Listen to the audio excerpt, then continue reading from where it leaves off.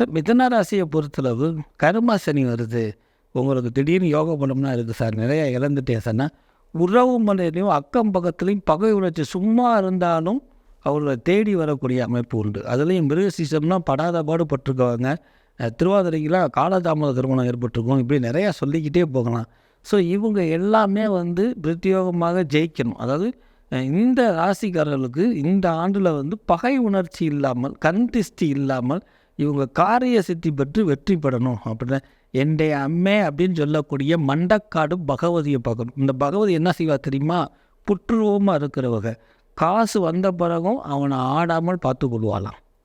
பார்த்துக்க என் பிள்ளை அப்படின்னு சொல்லக்கூடியது.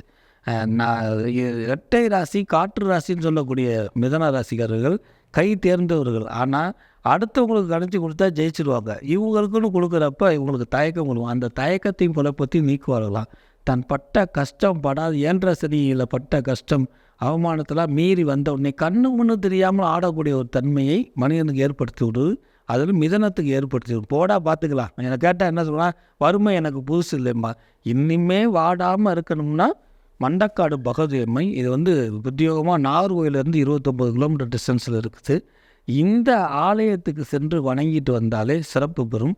இந்த ஆலயத்துக்கு என்ன செய்யணும், 90 நாளைக்கு ஒருக்க, அது என்ன கிழமை என்ன திதி எதுவாக இருந்தாலும் சரி, 90 நாளைக்கு ஒருக்க மிதன ராசினியர்கள் அங்கே இருக்கக்கூடிய கடலில் குளிச்சுட்டு அந்த அம்பாவை பார்த்துட்டு வந்தாலே இந்த 2020 வெற்றி ஆண்டாமை.